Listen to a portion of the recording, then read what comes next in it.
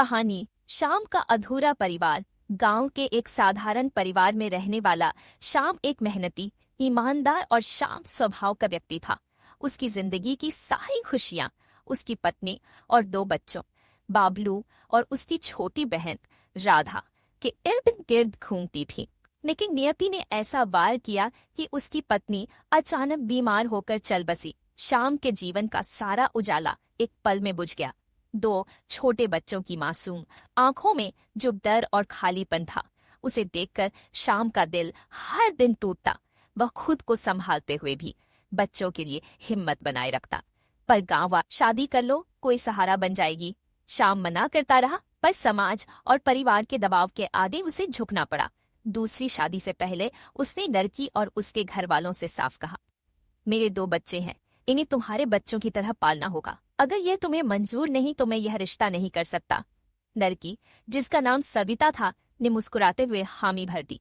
आप चिंता मत कीजिए, मैं माँ बनकर रहूंगी। शादी हुई और कुछ दिन तक सब ठीक रहा, पर धीरे धीरे सविता के चेहरे से मिठास उतरने लगी। बाबलू और राधा के साथ उसका व्यवहार कठोर होता गया। जहाँ पहले वह उन्हें प्यार से खाना खिलाती थी, अब वही ताने और झिड़कियां मिलने लगी।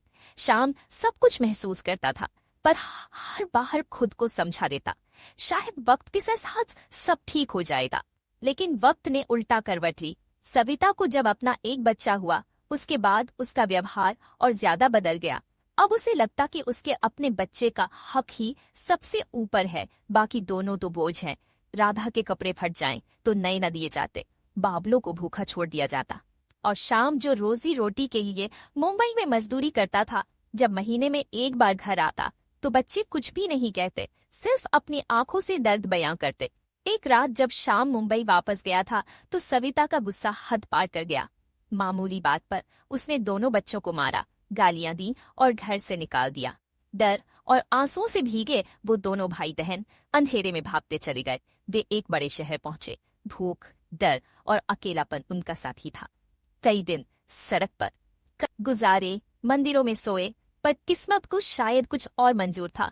एक दिन एक बुजुर्ग व्यापारी सेठ गोविंद दलाल ने उन्हें मंदिर के पास बैठे देखा। दोनों के चेहरे पर मासूमियत थी, पर आंखों में एक अनकही चीख। उन्होंने पूछा, कौन हो तुम बच्चे? बाबलू ने कांपते स्वर में कहा, हमारे माँ बाप नहीं है, हम सिर्फ पढ़ना चाहते हैं। सेठ का दिल पिघल गया। वे दोनों को अपने घर ले आए, कपड़े दिए, खाना दिया और कहा, अब तुम मेरे बच्चों की तरह रहोगे। पढ़ो, मेहनत करो और अपनी जिंदगी बनाओ। वक्त पंख लगाकर उड़ गया। बाबलू और राधा ने अपनी मेहनत और सेठ की मदद से खूब पढ़ाई की। बाबलू ने प्रशासनिक सेवा की परीक्षा पास की और राधा ने भी अपने हुनर से सरकारी अधिकारी बनकर समाज में पहचान बनाई। दोनों ने अपने जीवन की ठोकरों को सीढ़ी बना लिया। जब बाबलू की उम्र 23 वर्ष और राधा 21 वर्ष की हुई, तब उन्होंने अपने गांव लौटने का निश्चय किया, उसी गांव में जहां से उनकी कहानी शुरू हुई थी। गांव पहुंचे तो हवाएं बदली लग रही थी, पर कुछ चेहरे अब भी पुराने दर्द की याद दिला रहे थे। वे अपने पुराने घर पहुंचे, जो अब टूटा फूटा खंडहर बन चुका था, और तभी सामने उन्होंने देखा सविता, वही औरत जिसने उन्हें घर से निकाला था, अब किसी के घर में नौकरानी का काम कर रही थी। चेहरे पर झुर्रियां थी, आंखों में पछतावा। उसकी गोद में एक छोटा बच्चा था, वही बेटा जिसके लिए उसने सब खो दिया था। बाबलू कुछ पल तक खड़ा रहा, फिर चुपचाप आगे बढ़ा और बोला, माँ, आप अकेली क्यों हैं? सविता फूट फूट कर रो पड़ी, बेटा, मैंने गलती की, तुम लोगों को नहीं निकालना चाहिए था। तुम्हारे पिता तुम्हें बहुत याद करते थे। तुम्हारे चले जाने के बाद वो दिन रात रोते रहे और एक दिन चल बसे। बाबलू की आंखों से आंसू बह निकले, पर उसके स्वर में न कोई क्रोध था, न शिकायत। उससे बस इतना कहा, माँ, अब हम लौट आए हैं, आपका बेटा कोई अनाथ नहीं है।